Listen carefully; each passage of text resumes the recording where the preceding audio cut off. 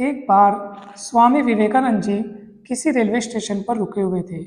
धीरे धीरे बात चारों तरफ फैल गई। लोगों की भीड़ इकट्ठा होने लगी।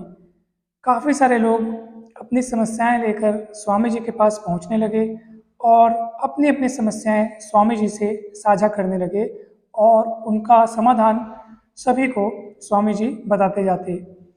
स्वामी जी अपने इस कार्य में इतने जुट गए, इस तरह डूब गए कि उन्होंने खाना पीना तक उनके माइंड में नहीं आया। यानी कि वो खाना पीना तक भूल गए थे, उनका ध्यान ही नहीं रहा। और ऐसा करते करते उनको 3 दिन बीत गए। यानी 3 दिनों तक लगातार वो लोगों की बातों को सुन रहे हैं, उनकी समस्याओं को समझ रहे हैं, उनका समाधान बता रहे हैं और उनका ध्यान खाने पीने में है ही नहीं। ये तो ठीक एक बात हुई, मगर जो व्यक्ति उनके पास अपनी समस्याओं को लेकर आए हुए हैं, उनमें से भी किसी को भी इस बात की फिक्र तक नहीं थी कि स्वामी जी ने 3 दिनों से कुछ खाया पिया भी नहीं है। वे कंटिन्यू हमारी समस्याओं को सुनते जा रहे हैं और उसका समाधान बताते जा रहे हैं। किसी ने भी ये नहीं सोचा कि इनको भूख लगी होगी, इनको खाने पीने को कुछ प्रदान किया जाए, कुछ भोजन दिया जाए, किसी ने भी ये नहीं सोचा। तीसरे दिन शाम को एक निर्धन व्यक्ति स्वामी विवेकानंद जी के पास आया और उस व्यक्ति ने स्वामी जी से कहा, स्वामी जी, मैं आपको यहाँ पर 3 दिन से देख रहा हूँ, आप सभी लोगों की समस्याओं को सुन रहे हैं और उसका समाधान कर रहे हैं, मगर मैंने आपको 3 दिन तक खाते पीते नहीं देखा। आप खाना पीना ही भूल गए हैं, खाने पीने पर आपका ध्यान ही नहीं है। स्वामी जी, अगर आप कहें तो मैं आपके लिए कुछ खाने को ला दूं।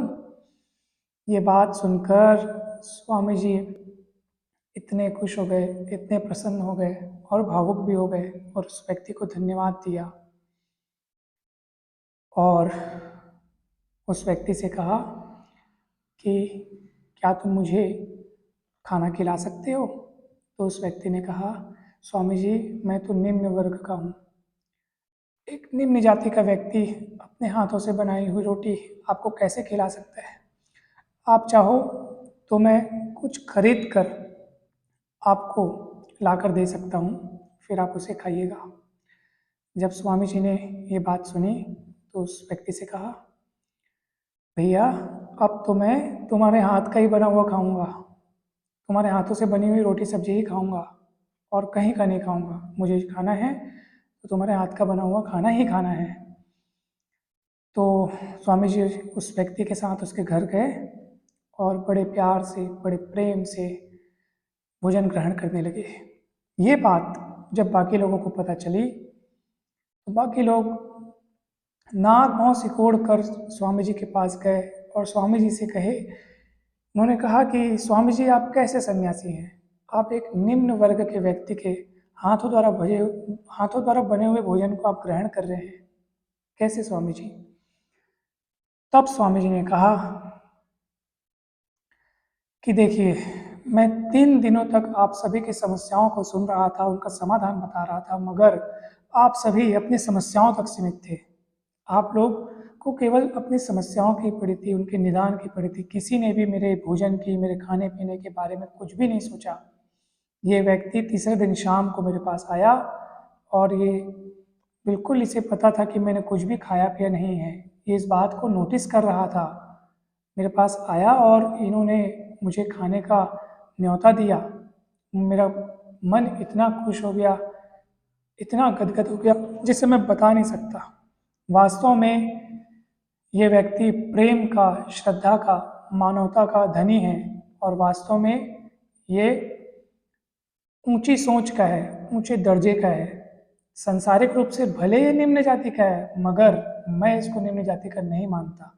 ये तो ऊंची जाति का है, जिसके विचार इतने उच्च हैं, जिसके मन में मानवता भरी हुई है, जिसकी सोच इतना उसे महत्वपूर्ण और इतना गुणवान बनाती है कि जो व्यक्ति अपनी मानवता के मूल्यों को इतने ऊंचे स्तर पर ले जा सकता है, वही वाकई में इंसान कहलाने लायक है। जाति से कोई महान नहीं होता। ऊंची जाति में मनुष्य पैदा होकर कभी महान नहीं हो सकता जब तक कि उसकी सोच, उसके कर्म महान नहीं है। सो ये बात जब स्वामी जी ने उन सभी लोगों को समझाई तो सभी लोगों का सर शर्म से झुक गया। ये सच भी है दोस्तों कि जाति का भेदभाव तो केवल सांसारिक रूप में है। इंसान अपने कर्मों से, अपने सोच से, अपने गुणों से ही महान बनता है। अब आप देखिए ना, इस कहानी में उस व्यक्ति ने कितने प्रेम भाव से स्वामी विवेकानंद जी को खाने के लिए पूछा, जबकि उसने अपनी समस्या बताने स्वामी जी के पास को नहीं गया था। समस्या बताने तो बाकी लोग जा रहे थे, जिसने और जिन्होंने स्वामी जी से खाने पीने के बारे में पूछा तक नहीं, और इसने खाने पीने के बारे में पूछा। तो वास्तव में आप देखो ना, तो व्यक्ति की सोच महान होनी चाहिए दोस्तों, उसके कर्म महान होने चाहिए, उसके हृदय में हमेशा प्रेम, श्रद्धा, करुणा और मानवता के सभी गुण विद्यमान होने चाहिए, फिर वो मनुष्य वाकई में महान है। थैंक यू सो मच दोस्तों, आज की कहानी में इतना ही, और फिर नए टॉपिक के साथ नेक्स्ट वीडियो में मिलेंगे।